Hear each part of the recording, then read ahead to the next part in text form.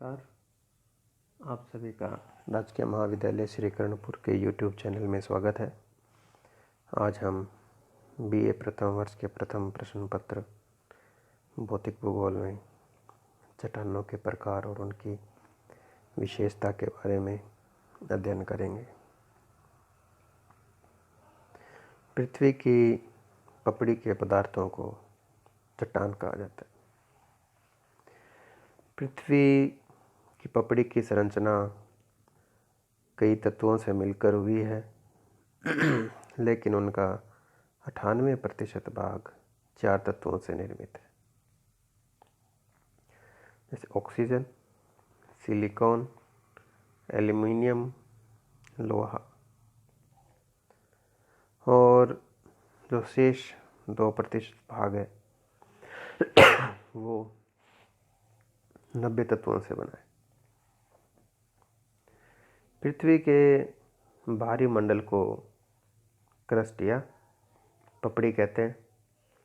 Crust ठोस अवस्था में है और क्रस्ट का ऊपर उठा हुआ भाग जो कि स्थल को प्रदर्शित करता है स्थल मंडल कहलाता है, और जल से ढका हुआ भाग जल मंडल कहलाता है।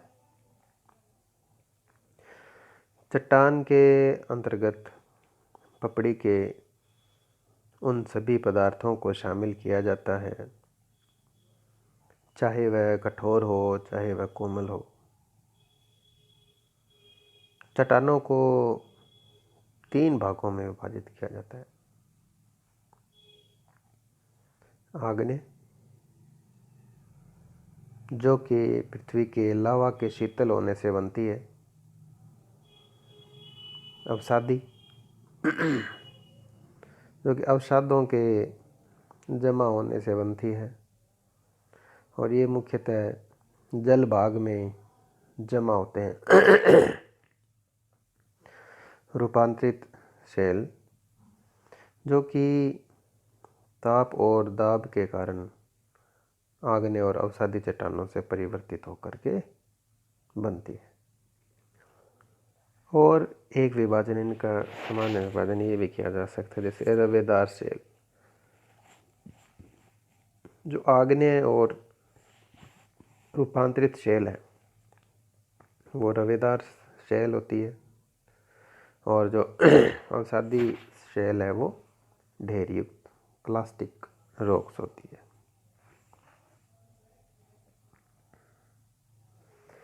आग्नेय शेल, आग्नेय शब्द लैटिन शब्द इग्निस से लिया गया है।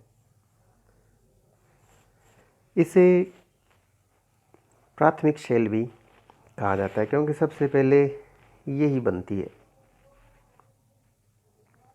क्योंकि मैग्मा गर्म होता है और अंगारों की तरह लाल होता है, इसलिए अग्नि की आशंका होती है। वैसे सचमुच अग्नि नहीं होती, और मैग्मा के ठंडे होकर जमकर ठोस होने से इस शेल का निर्माण होता है।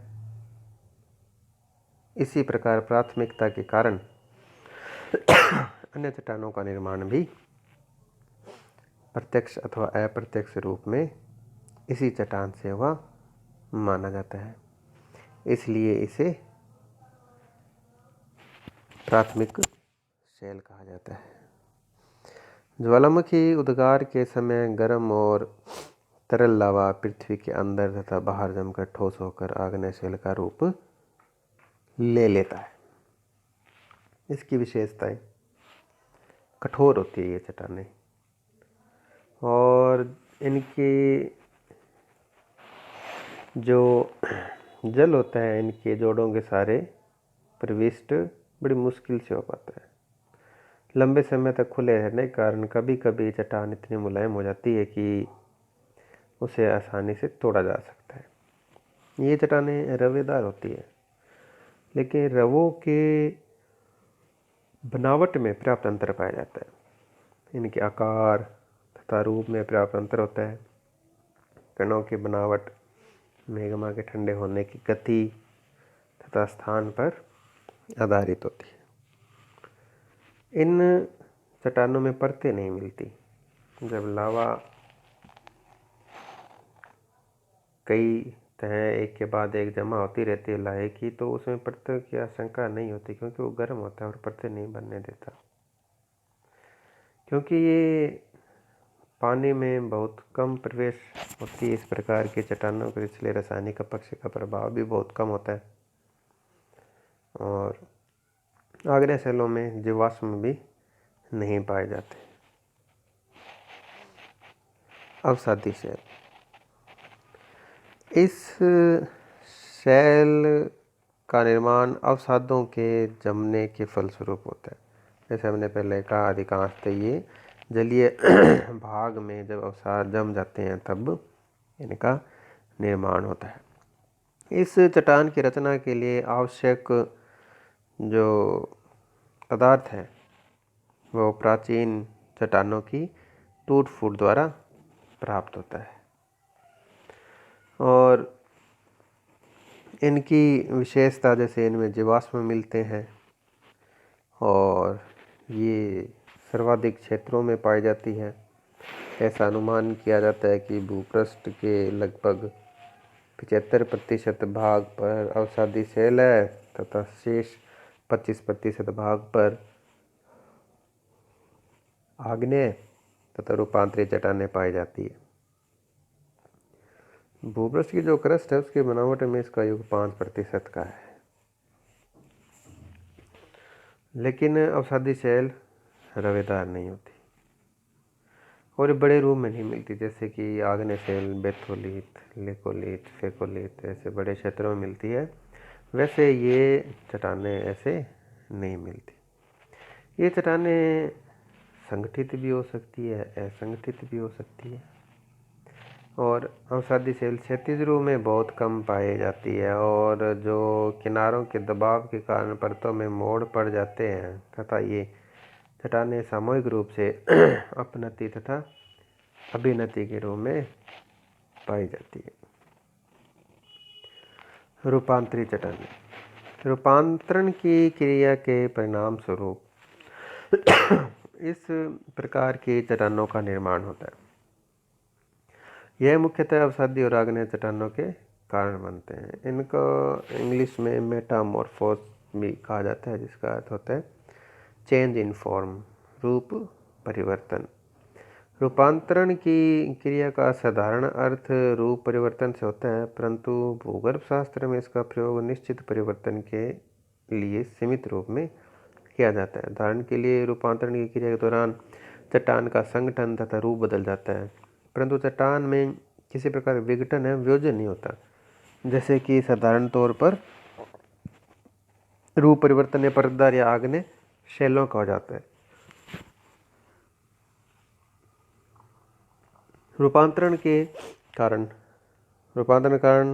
तापमान है। जब चट्टानें अत्यधिक ताप के संपर्क में आती है तो उनमें ऊष्मा का प्रभाव के कारण चट्टानें मूल चट्टानें पिघल जाती है, जिस कारण उसके खनिज कणों एवं कणों के क्रम में पर्याप्त अंतर आ जाता है और रूपांतरण के लिए आवश्यक ताप ज्वालामुखी के उद्गार के समय गर्म लावा तथा पृथ्वी के आंतरिक भाग से प्राप्त होता है। दबाव,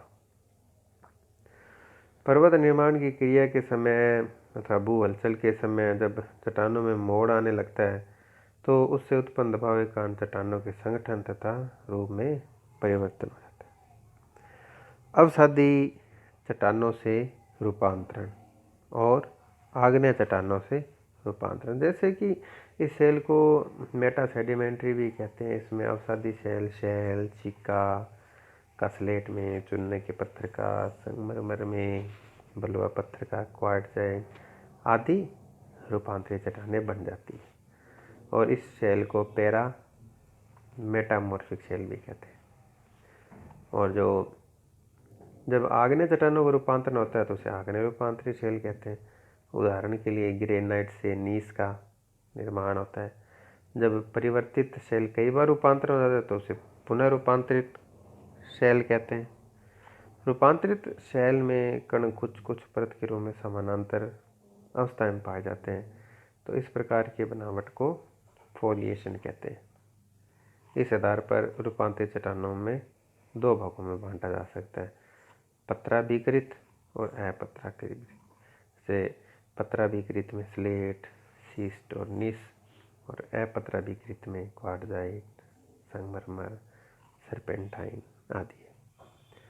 तो ये थी चट्टानों का प्रकार और उनकी विशेषताएं।